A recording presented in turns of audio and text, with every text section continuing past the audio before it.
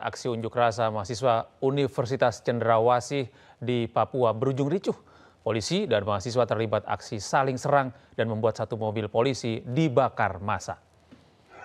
Masa Uncen, mahasiswa Uncen aksi penurunan biaya UKT. SPP yang begitu situasi memanas hingga terjadi aksi saling dorong dan saling serang antara mahasiswa dan aparat kepolisian yang berjaga di Universitas Cendrawasih Jayapura, Papua. Dalam aksi demonstrasi ini mahasiswa menolak kenaikan uang kuliah tunggal atau UKT. Itu tuntutan mahasiswa. Sementara itu 3 personel polisi terluka akibat lemparan batu dan 1 mobil truk polisi dibakar massa.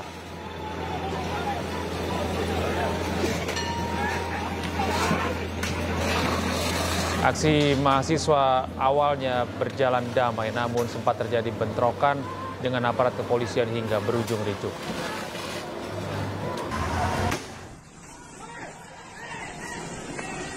Belum ada mahasiswa dari masa aksi yang diamankan, namun polisi akan melakukan identifikasi untuk aksi yang terjadi, baik untuk pelaku pembakaran mobil truk polisi dan pelemparan batu terhadap personel kepolisian.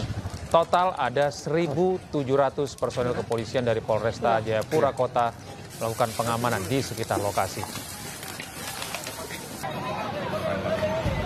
Dengan menggunakan batu dan juga beberapa material lain mengakibatkan dari kami Polres Jayapura Kota 3 mengalami luka. Saat ini sudah di dalam penanganan Rumah Sakit Bayangkara, sama 1 unit material, 1 unit truk yang dibakar oleh massa. Untuk korban sejauh ini, Komandan, kondisinya sejauh ini? Korban ini dalam penanganan dokter. Yang tadi waktu pas dievakuasi masih dalam sadar. Terus untuk mahasiswa sendiri berapa yang diamankan? Untuk saat ini mahasiswa belum ada yang diamankan. Belum ada. Sambil nanti dilakukan identifikasi dengan dokumentasi yang sudah kami peroleh, yang sudah kami ambil pada saat aksi penyerangan kepada petugas. Pemirsa, Kejaksaan Agung telah menetapkan 3 tersangka kasus kredit Sritex. Salah satunya adalah mantan Direktur Utama PT Sritex, Iwan Setiawan Lukminto. Iwan diduga menyalahgunakan fasilitas kredit bank untuk rupiah.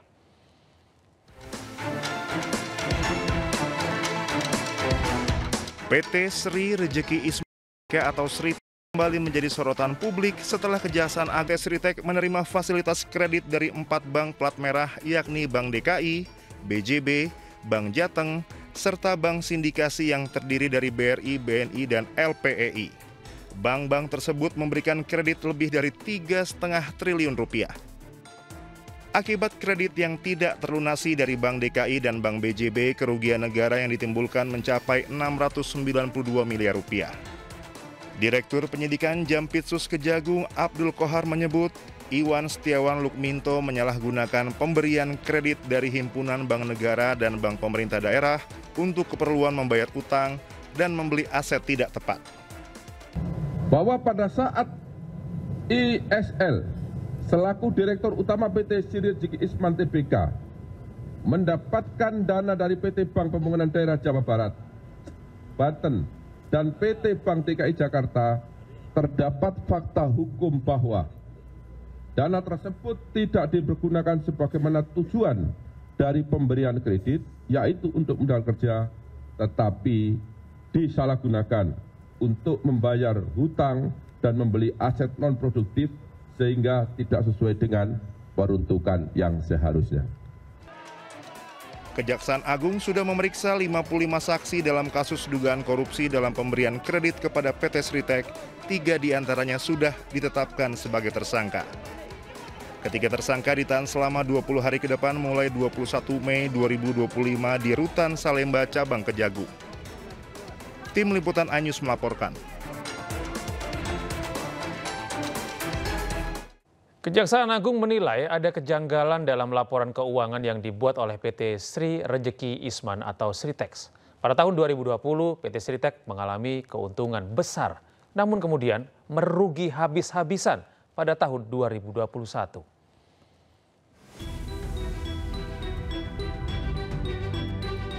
Kejaksaan Agung mencatatkan adanya kejanggalan dalam perhitungan laba PT Sri Rejeki Isman atau Sritex pada periode 2020 hingga 2021. Hanya dalam kurun waktu setahun, perusahaan tekstil tersebut dari untung kemudian langsung mengalami kerugian yang sangat signifikan. Penyidik melihat perbandingan keuntungan dan kerugian pada tahun 2020 dan 2021 sangat jauh dan dinilai janggal. Dalam kasus ini, Kejagung menemukan adanya aturan yang dilanggar dalam pemberian kredit yang dilakukan Bank BJB dan Bank DKI kepada PT Sritex. Perbuatan tersebut membuat negara rugi ratusan miliar rupiah. Adanya kerugian dengan nilai mencapai 1 miliar 08 US dollar atau setara dengan 15,65 triliun rupiah pada tahun 2021.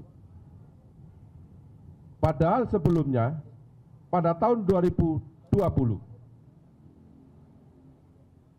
PT Sriwijaya Isman masih mencatat keuntungan sebesar 85,32 US dollar Amerika atau setara dengan 1,24 triliun.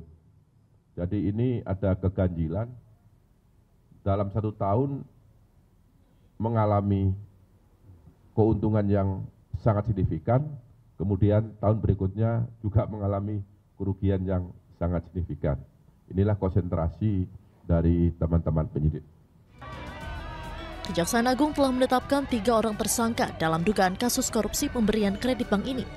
Di antaranya Komisaris Utama PT Sritex Iwan Setiawan Lukminto, Direktur Utama Bank DKI tahun 2020 Zainuddin Mapa, dan pimpinan Divisi Komersial dan Korporasi Bank BJB Diki Syahbandinata. Dari Jakarta, Tim Liputan iNews melaporkan. Sementara itu, Wamenaker Immanuel Ebenezer meminta Sritex tetap membayar pesangon menyusul penangkapan Dirut Sritex Iwan Setiawan Lukminto. Noel memastikan pembayaran hak-hak ex buruh PT Sritex harus berjalan.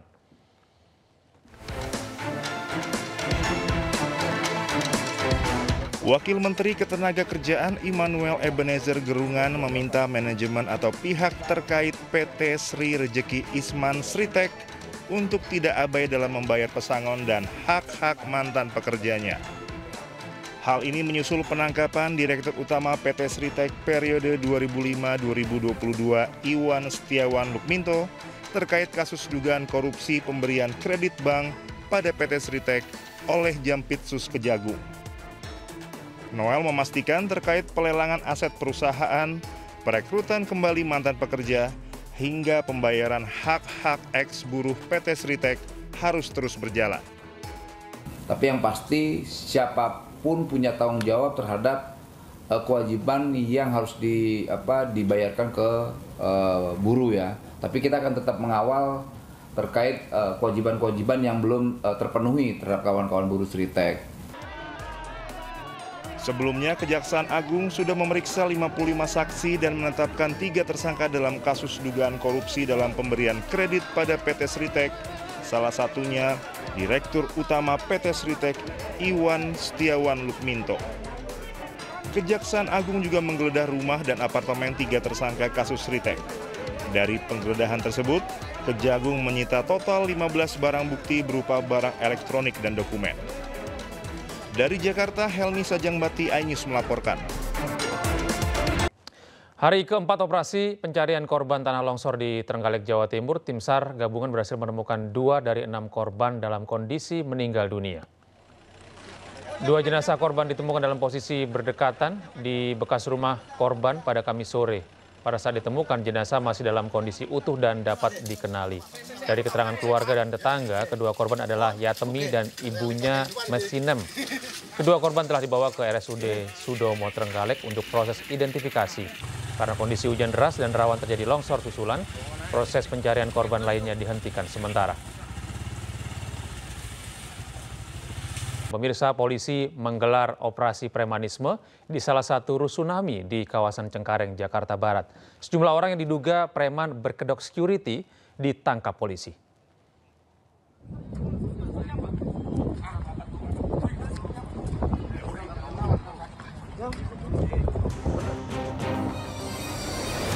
Satu persatu pria yang diduga preman berkedok petugas keamanan atau security ini diciduk anggota kepolisian Subnit Ranmor di Reskrimum Polda Metro Jaya di salah satu rusunami di kawasan Cengkareng, Jakarta Barat. Meski beberapa di antaranya sempat menolak diamankan, petugas tetap mengamankan para terduga preman, termasuk seorang pria yang menjadi koordinator. 9 orang yang ditangkap kemudian langsung dimasukkan ke mobil polisi. Penangkapan dilakukan karena adanya laporan masyarakat yang resah dengan keberadaan sejumlah security yang melakukan pungutan liar selama bertahun-tahun. Garden City atau City Garden melakukan tindakan itu karena ada laporan masyarakat yang diduga bahwa pelaku tersebut menguasai tanah atau halaman atau ruko yang diduga bahwa dia menggunakan cara-cara premanisme. Artinya premanisme itu sebenarnya mereka tidak punya hak di atas tanah itu. Untuk pemeriksaan lebih lanjut, terduga preman ini kemudian dibawa ke Polda Metro Jaya. Operasi Berantas Jaya 2025 akan terus digelar guna menekan aksi premanisme di masyarakat. Dari Jakarta, Miftahul Gani, iNews melaporkan. Sementara itu, Partai Buruh dan Serikat Pekerja Nasional mendesak KPK mengusut tuntas dugaan korupsi dalam pengurusan rencana penempatan tenaga kerja asing di Kementerian Ketenagakerjaan. Tuntutan itu disampaikan saat unjuk rasa di KPK. Partai Buruh menyampaikan desakan itu saat aksi di depan gedung KPK Jakarta Selatan. Pengunjuk rasa menilai kasus dugaan korupsi pengurusan izin TKA di Direktorat Jenderal Pembinaan Penempatan Tenaga Kerja atau Kemnaker merupakan pintu awal masuknya pekerja asing ke Indonesia. Mereka menuntut penyidikan tidak boleh berhenti hanya pada 8 tersangka. Ia mendesak agar seluruh pejabat yang menjabat saat itu termasuk menteri, dirjen, dan para direktur di Kemenaker turut diperiksa. Usut setuntas-tuntasnya, ya. Orang-orang yang terlibat ya di dalam proses kasus ini semenjak tahun 2020 sampai 2023 ya pada pemerintahan pada periode itu.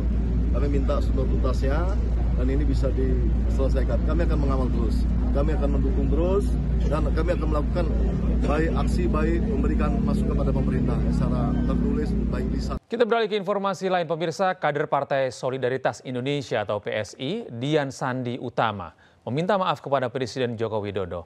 Hal tersebut dilakukan setelah Bareskrim Polri menyatakan ijazah Jokowi asli. Kader PSI Dian Sandi Utama mendatangi rumah Jokowi di Solo pada Kamis sore. Dian mengaku sengaja datang untuk meminta maaf karena sudah mengunggah ijazah Presiden ke-7 Republik Indonesia Joko Widodo tanpa izin. Dian mengaku tidak ada arahan dari siapapun untuk mengunggah ijazah Jokowi. Dian pun mengaku bersyukur setelah Bareskrim menyatakan ijazah Jokowi asli. Tangan saya hanya itu saja. Untuk kemudian nanti ya kita tinggal tunggu proses hukum yang akan sedang berjalan akan seperti apa. Semua di luar daripada kapasitas saya untuk menjawab itu ya. Jadi memang tidak ada arahan dari Bapak atau Mas Kaisang untuk mengupload foto ijazah itu? Betul, tidak ada arahan sama sekali. Itulah kenapa saya datang ke sini untuk meminta maaf. Sidang perdana gugatan perdata terhadap Universitas Gadjah Mada terkait ijazah Joko Widodo terpaksa ditunda. Penundaan ini karena kehadiran dari pihak ketiga selaku penggugat intervensi.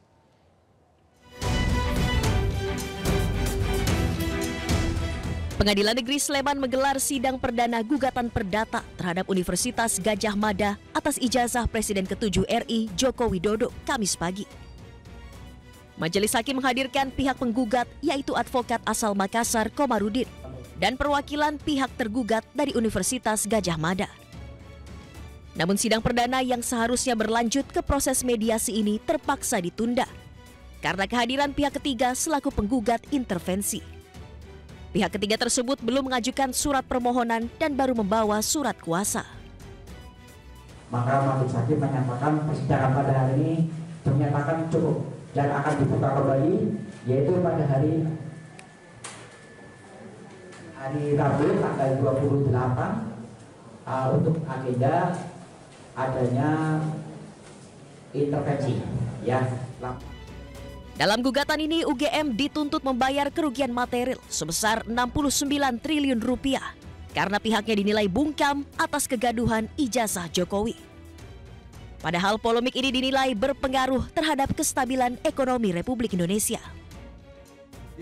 Gugatan kita itu ada meminta diperlihatkan nama-nama calon mahasiswa tahun 79-80 yang kemudian siapa saja yang lulus, dan kemudian kartu rencana studinya, kemudian kita minta dihadirkan 5 skripsi yang lulus tahun 85 yang satu letih dengan Jokowi, kemudian 5 ijazah. Persidangan akan dilanjutkan pada Rabu 28 Mei 2025 mendatang dengan agenda permohonan pihak intervensi. Dari Kabupaten Sleman, Daerah Istimewa Yogyakarta, Heru Trijoko, iNews melaporkan. Bareskrim Mabes Polri menyatakan bahwa ijazah strata 1 UGM milik Joko Widodo asli. Hal itu disimpulkan usai polisi meneliti ijazah Jokowi di laboratorium forensik.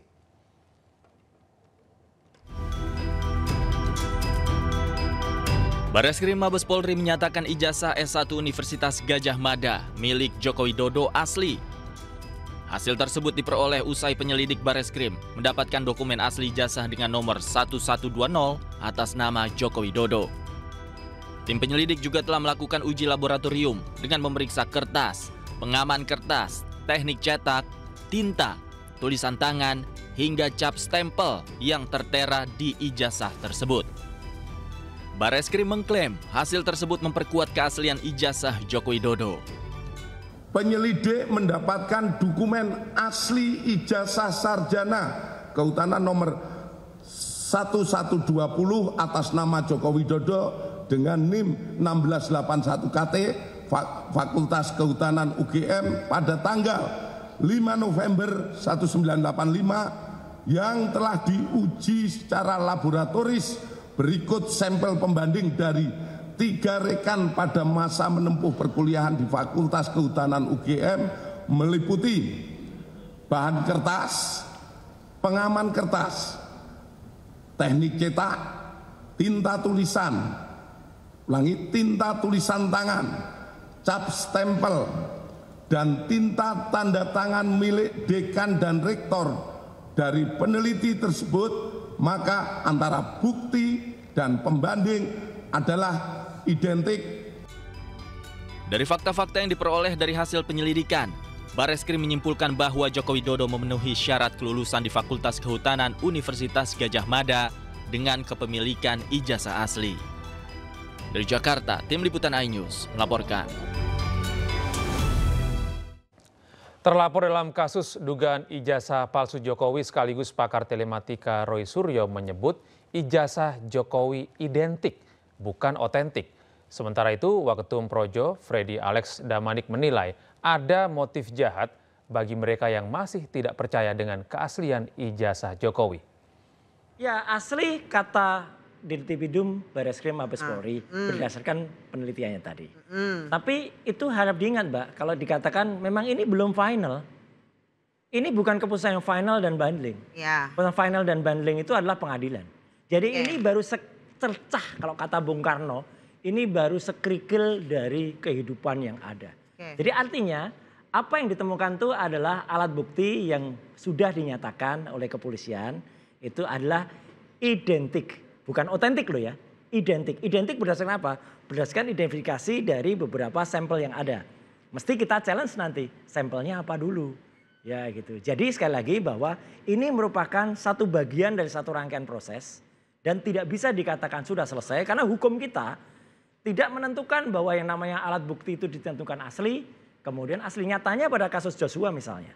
Ya kan, ketika itu sudah ada hasil otopsi ya dari institusi resmi waktu itu. Berak kan di challenge, itu nggak ada terus dilakukan lagi ekshumasi, ternyata hasilnya bisa kita lihat. Jadi sekali lagi ilmu pengetahuan kita, rasio akal-sehat kita mengatakan jangan pernah berhenti berpikir dan berotak cerdas ya sebelum itu ilmu pengetahuan juga yang nanti akan menentukan.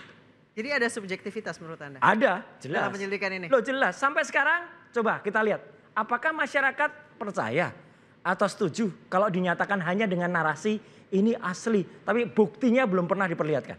Siapa yang pernah lihat ijazahnya? Nggak ada kan? Bahkan Pak Kasmujo aja belum pernah lihat ijazahnya. Masyarakat belum pernah lihat ijazahnya. Nggak apa-apa, itu kan hak beliau mau percaya mau enggak. Dan itu dijamin undang-undang Identik ya. bukan otentik katanya. Emang bahasanya memang identik, emang begitu hasil lab itu atau hasil analisis itu memang bahasanya identik. Ya, jadi yang mau saya sampaikan adalah justru dengan tanggapan Mas Roy dan kawan-kawan apabila begitu justru itu menunjukkan bahwa memang jelas mens rea-nya di sini.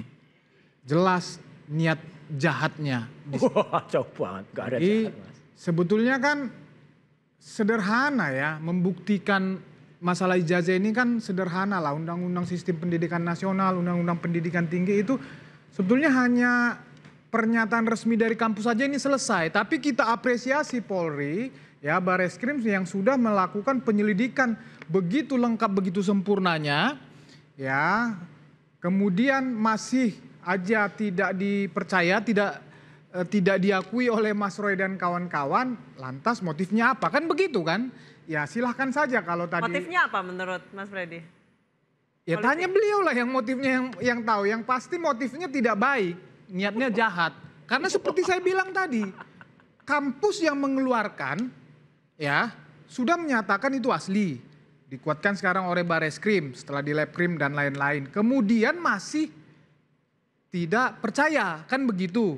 Nah, berarti di sini kan itu saya bilang tadi ada mens rea di situ. Enggak apa-apa. Beliau kembali lagi menantang, sila nanti akan dibuktikan di pengadilan.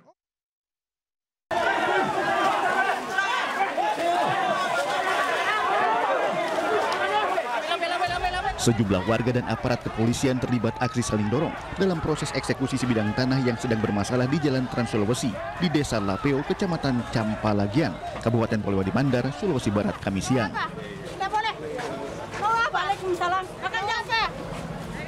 Warga menolak proses eksekusi dan berusaha mengadang ratusan personel gabungan polisi serta BRIMOB. Namun situasi yang memanas memaksa petugas melakukan tindakan tegas. Sejumlah warga yang diduga menjadi provokator langsung diamankan oleh petugas. Bahkan pihak tergugat nekat menghadang kendaraan taktis milik polisi dan berusaha mencegat aparat mendekat di lokasi. Selama 2 jam perlawanan, warga dengan aparat berakhir setelah pihak Pengadilan Negeri Polewali Mandar membacakan putusan eksekusi di tanah sengketa sejak tahun 2006 silam antara pihak penggugat Nur Cahyo dan tergugat Hasanuddin Pilings. Sengketa dari tahun 2006 dan berhasil kita eksekusi pada hari ini. Seperti kita bisa lihat, alat berat sedang melakukan pembongkaran. Jadi tadi ada sedikit gesekan dan ada beberapa yang kita amankan yang diduga sebagai provokasi atau provokator dalam aksi mempengaruhi massa untuk melakukan tindakan anarkis. Seluruh barang yang berada di dalam rumah milik tergugat dikeluarkan dan bangunan dihancurkan menggunakan alat berat. Situasi berangsur kondusif namun penjagaan masih dilakukan untuk menghindari bentrokan susulan. Dari Polewali Mandar, Sulawesi Barat, Uzair Zainal melaporkan. Pemirsa, laporan Ridwan Kamil terhadap Lisa Mariana naik ke tahap penyidikan. Polisi akan memeriksa pihak-pihak yang diduga memiliki hubungan dengan kasus Ridwan Kamil tersebut.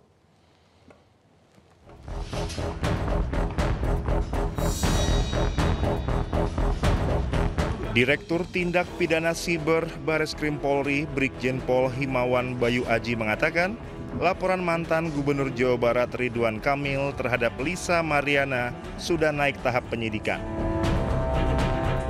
Himawan mengatakan penyidik sudah memeriksa 6 saksi. Ia pun mengaku penyidik akan melakukan pemeriksaan dalam waktu dekat yang melibatkan mantan wali kota Bandung ini. 6 saksi sudah dilakukan pemeriksaan sementara. Ya, nanti ini masih berlanjut. Apakah benar kasusnya sudah naik tahap penyidikan, Pak? Padir izin Padir. Sudah status penyidikan.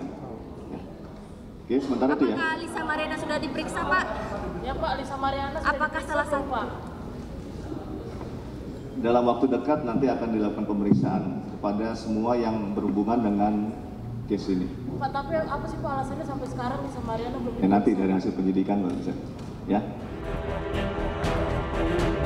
Sebelumnya, wanita bernama Lisa Mariana mengunggah tangkapan layar percakapan pribadinya dengan seseorang yang diduga Ridwan Kamil pada 26 Maret 2025. Dalam unggahan tersebut, Lisa berusaha menghubungi orang yang diduga sebagai Ridwan Kamil dan mengeklaim mengandung anaknya. Hal itu memicu persepsi perselingkuhan antara Ridwan Kamil dan Lisa yang menjadi awal mula dugaan pencemaran nama baik Ridwan Kamil. Ridwan Kamil pun mengklarifikasi bahwa permasalahannya dengan Lisa sudah selesai 4 tahun lalu dengan bukti akurat tidak terbantah.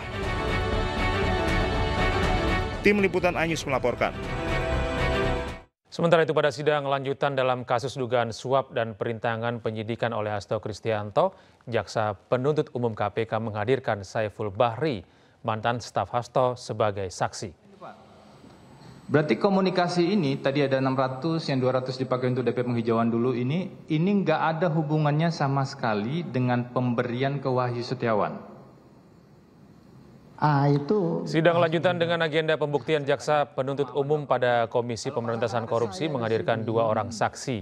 Salah satunya adalah Saiful Bahri, saksi kunci yang merupakan kader PDIP sekaligus mantan staf Hasto. Dalam sidang, kuasa hukum Sekjen PDIP Hasto Kristianto, Febri Diansyah, menyoroti sejumlah kontradiksi dalam kesaksian Saiful Bahri. Menurut Febri, maksud kami, pernyataan Saiful tidak selaras dengan keterangan dari 13 saksi yang telah diperiksa sebelumnya. Febri juga mengklaim kliennya tidak memberi arahan untuk adanya suap dalam rangka meloloskan Harun Masiku sebagai anggota DPR lewat mekanisme pergantian antar waktu. Berikutnya Pak. Kami mencatat cukup banyak pertentangan dan kontradiksi dengan keterangan saksi-saksi yang lain yang sudah diperiksa sebelumnya. Ada 13 orang saksi yang sudah diperiksa sebelumnya dari berbagai unsur dan kami mengidentifikasi cukup banyak pertentangan-pertentangan tersebut. Termasuk diantaranya terkait dengan sumber dana 400 juta, kemudian pertemuan-pertemuan yang dilakukan dan juga arahan-arahan yang seolah-olah dituduhkan itu berasal dari Pak Hasto. Bahwa tidak pernah ada perintah dari saya untuk melakukan suap. Bahkan saya memberikan teguran keras ketika mendengar hal tersebut, adanya permintaan dana kepada saudara Harun Masiku, dan juga tidak semua dilaporkan kepada saya karena aspek-aspek yang menjadi tanggung jawab Sekjen adalah hal-hal yang strategis, dan keputusan dari DPP PD Perjuangan adalah keputusan yang bersifat konstitusional, dan itu juga diakui oleh saudara terdakwa, oleh saudara saksi, dan yang sangat penting adalah tidak ada dana dari saya, di mana saudara saksi Saiful Bahri tadi sudah menegaskan bahwa keseluruhan dana 1,25 miliar itu berasal dari saudara Harun Masiku. Kejaksaan Negeri Jakarta Pusat menetapkan 5 tersangka dalam kasus dugaan korupsi Pusat Data Nasional Sementara atau PDNS di Kementerian Komunikasi dan Informasi periode 2020-2024. 5 tersangka ini ditahan selama 20 hari ke depan. Dengan menggunakan rompi tahanan, para tersangka digiring keluar kantor Kejaksaan Negeri Jakarta Pusat untuk dibawa ke rumah tahanan. Dari 5 tersangka, 3 diantaranya adalah pejabat Kominfo, yakni Direktur Jenderal Aplikasi Informatika Pemerintahan Kementerian Komunikasi dan Informatika periode 2016-2024, Samuel Abrizani Pangarpan. Direktur Layanan Aplikasi Informatika Kominfo periode 2019 hingga 2023, Bambang Dwi Anggono selaku dan Nova Zanda selaku pejabat komitmen atau PPK dalam pengadaan barang atau jasa PDNS Kominfo, Kemenkominfo, maksud kami periode 2020 hingga 2024. Sedangkan 2 tersangka lainnya adalah AA dan PPA dari pihak swasta sebagai pemenang tender PPDNS. Di mana dalam perencanaan tender, KAK yang digunakan mengacu pada perusahaan tertentu yang kemudian di dalam proses tendernya perusahaan tersebut akhirnya dimenangkan. Dalam pelaksanaannya, perusahaan pelaksana justru mensubkonkan kembali kepada perusahaan lain dan barang yang digunakan untuk layanan tersebut tidak memenuhi spesifikasi teknis. Kita beralih ke informasi berikutnya, pemirsa. Presiden Prabowo Subianto menandatangani Peraturan Presiden Nomor 66 Tahun 2025 tentang perlindungan negara terhadap jaksa. Dalam aturan itu, jaksa bisa mendapatkan perlindungan dari TNI dan Polri.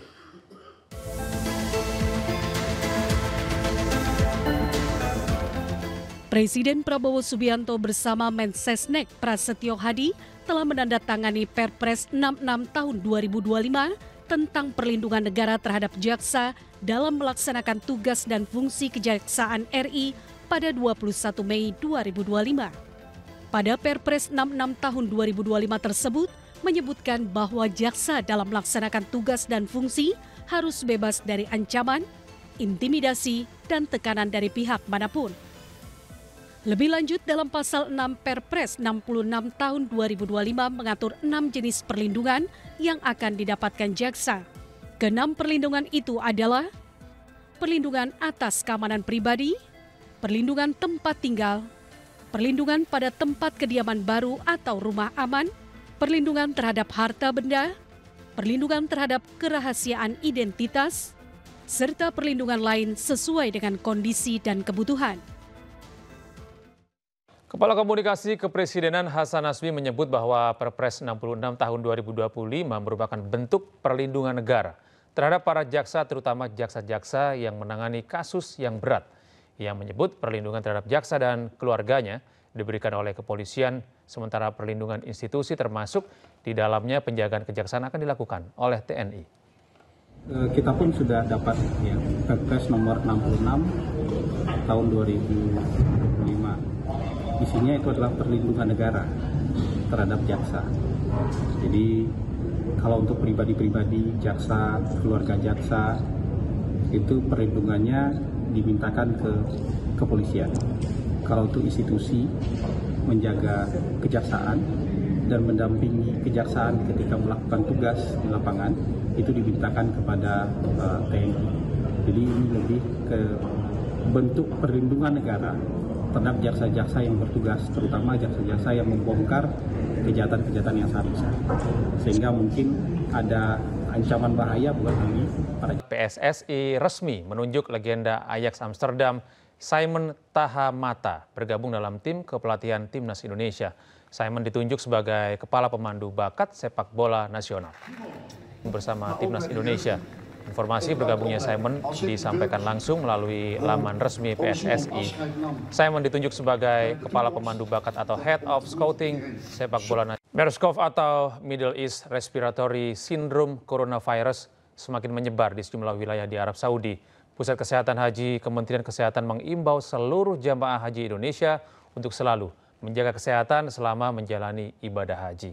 Dan pemirsa, informasi ini sekaligus menutup jumpa kita dalam iNews Prime hari ini. Temukan terus informasi-informasi terbaru kami di www.inews.id. Dan cuplikan tayangan berita iNews juga dapat Anda saksikan di kanal YouTube @officialinews.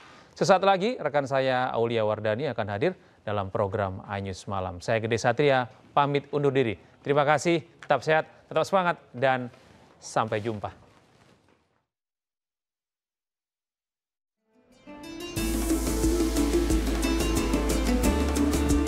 Diduga karena semakin menyebarnya MERS-CoV atau Middle East Respiratory Syndrome Coronavirus di beberapa wilayah di Arab Saudi, Pusat Kesehatan Haji Kementerian Kesehatan mengimbau seluruh jemaah haji Indonesia untuk selalu menjaga kesehatan selama menjalani proses ibadah haji.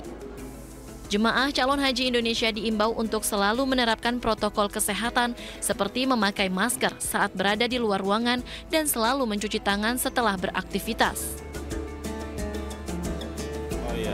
Ya, jadi MERS-CoV itu kan seperti COVID ya gejalanya, dan itu terjadi memang di Middle East, di negara-negara Timur Tengah. Dan kebetulan beberapa waktu yang lalu terjadi di Riyadh ya, meskipun jaraknya dari Mekah dan Madinah jauh, tapi ada baiknya bahwa kita mencegah ya supaya tidak ada jemaah yang tertular, maka mohon diterapkan protokol kesehatan. Jadi kalau keluar dari hotel, kalau mau beraktivitas di luar, mohon jangan lupa pakai masker dan sering-seringlah cuci tangan ya, khususnya pada saat mau menjamah makanan.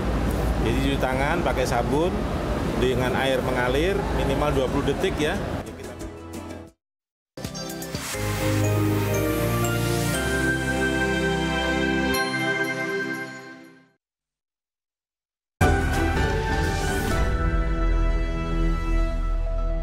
Acara ini dipersembahkan oleh